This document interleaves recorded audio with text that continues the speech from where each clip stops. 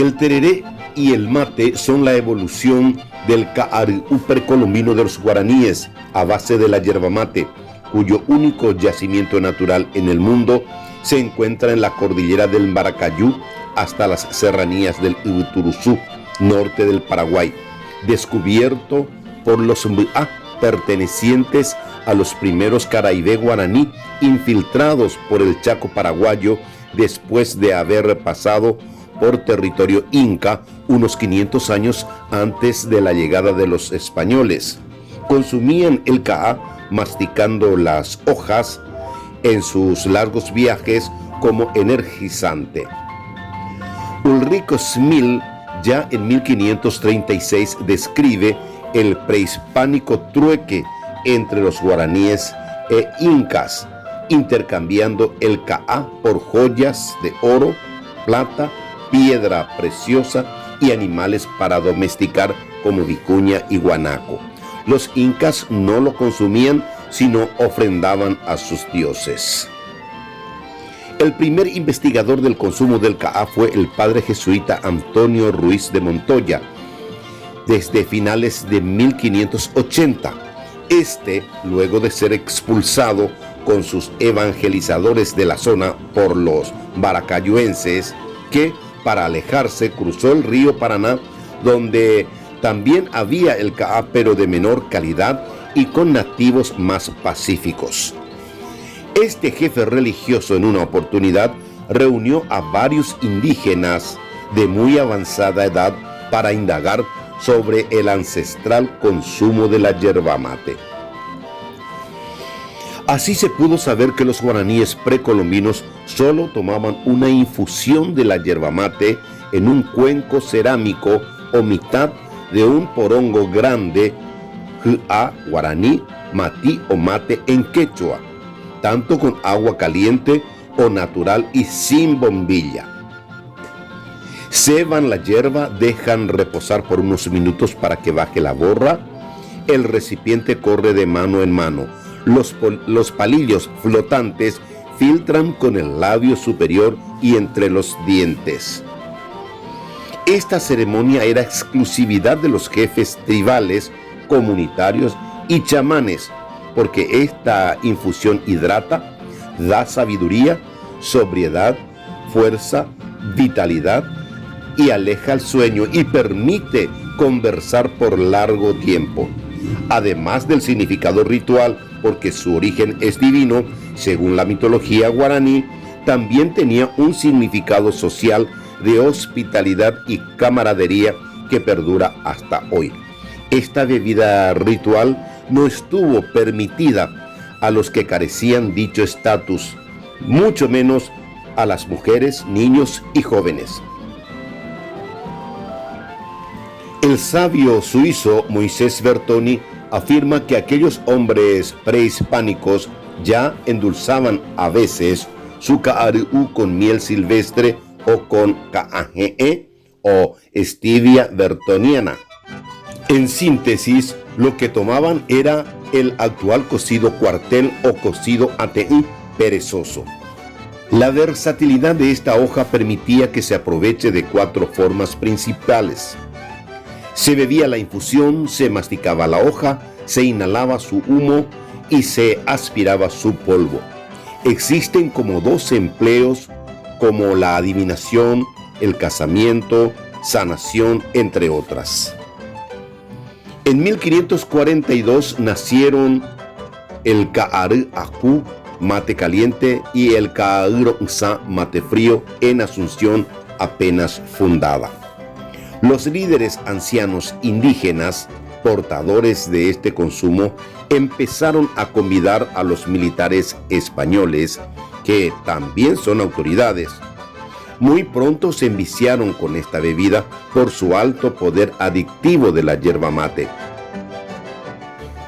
Así, de una ceremonia divina pasó a un rito social significativo a la naciente sociedad. En Asunción, los guaraníes inventaron la bombilla, desconocida en Europa. Este té ceremonial y sagrado, con la alianza hispano-guaraní, pasó a un vicio generalizado entre españoles y nativos en general. Y como ninguno tenía la habilidad de aquellos ancianos para filtrar los palillos con el labio superior y los dientes, tampoco para esperar que baje la borra, los propios nativos guaraníes se encargaron de inventar la bombilla para filtrar la bebida. La protobombilla llamado tacuapí era un simple bambú fino, primeramente, con algunas lianas en el extremo inferior para filtrar.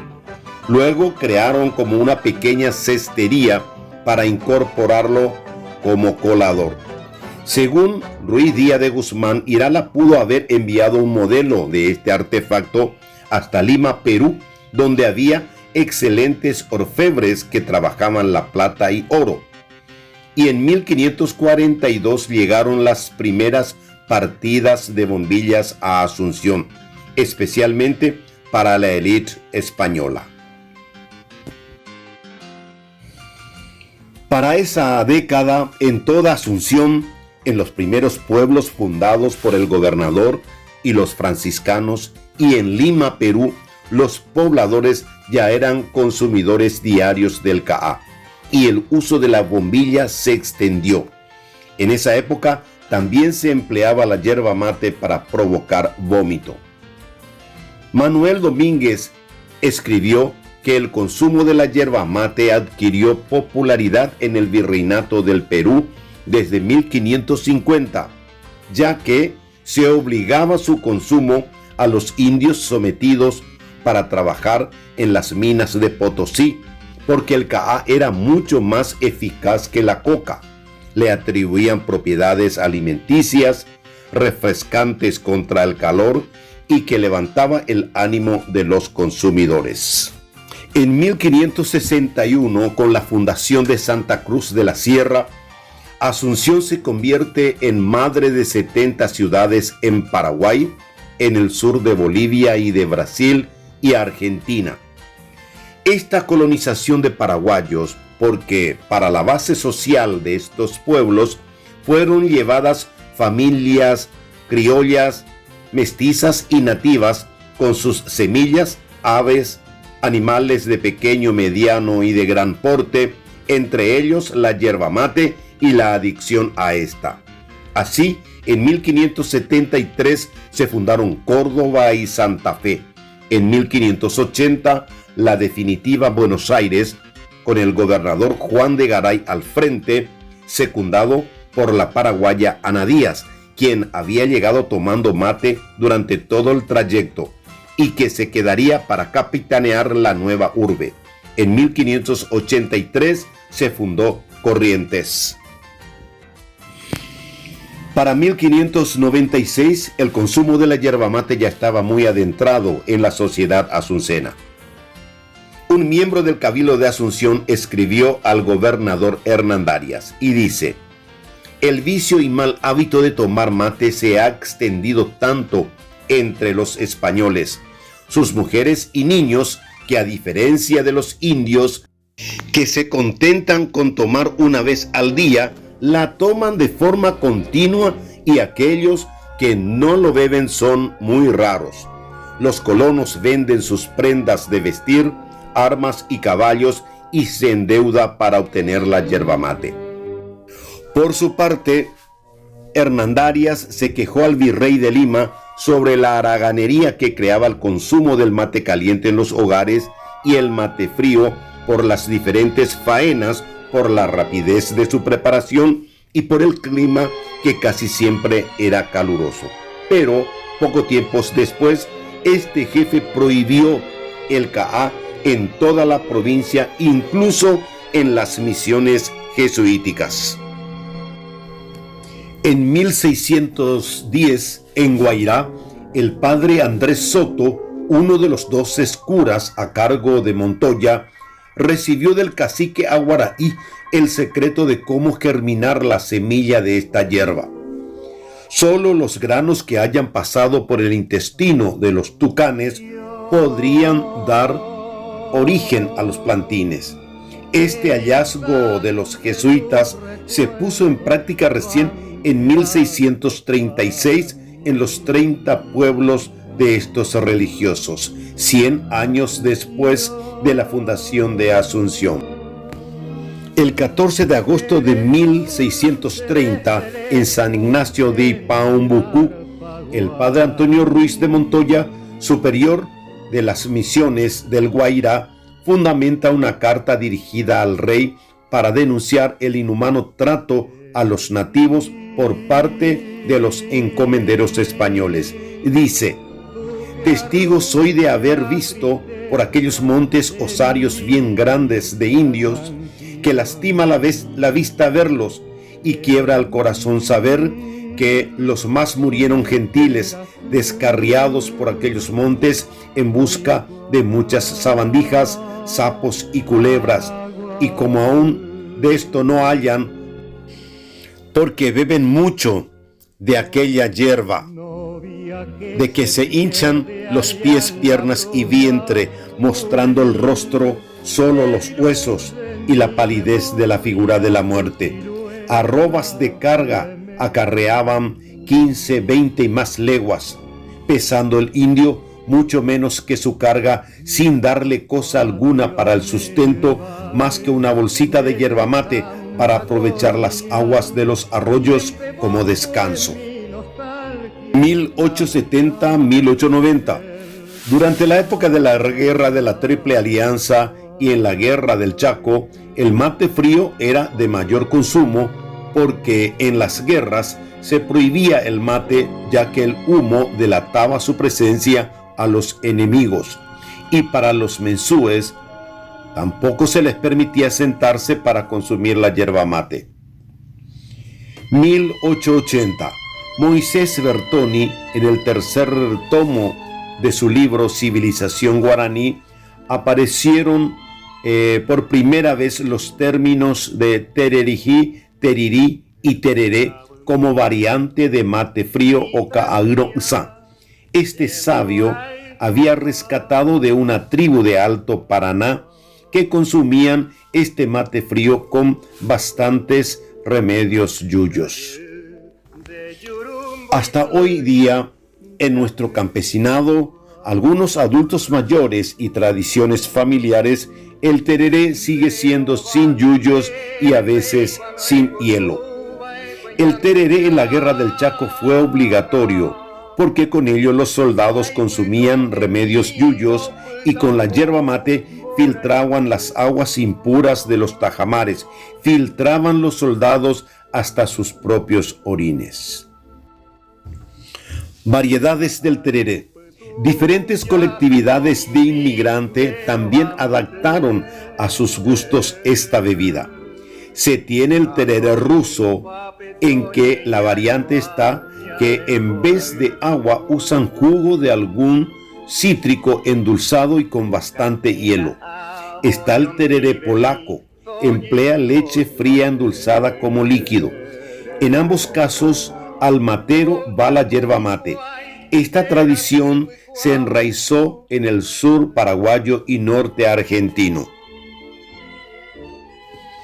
El tereré se prepara dependiendo del contexto y las circunstancias, y generalmente se emplea como matero la guampa, hecha con cuerno vacuno. Así se tiene las siguientes formas. Terererupa, comida para la base estomacal, y como se machacan bastantes yuyos digestivos y diuréticos, es imperioso el consumo de alguna fritura pesada.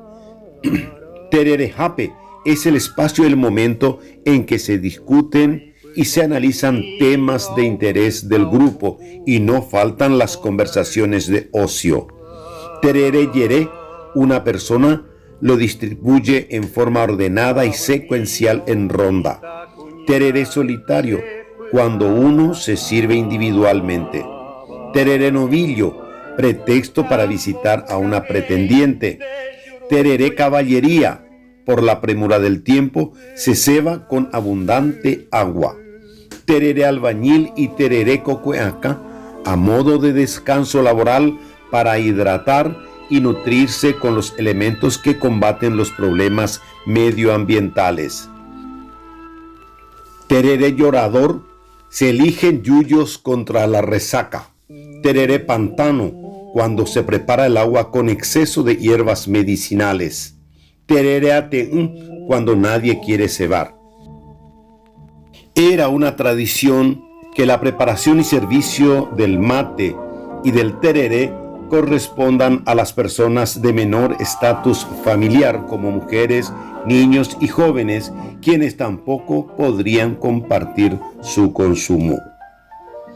El Día Nacional del Tereré en Paraguay se festeja el último sábado de febrero y es el Día Nacional del Tereré por ley número 4261 del año 2011, que declara al tereré como Patrimonio Cultural y Bebida Nacional del Paraguay.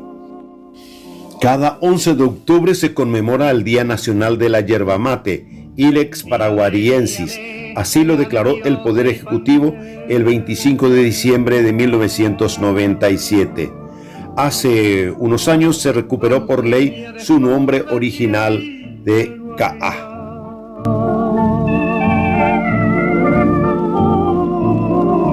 Arija romance curvó su cadera,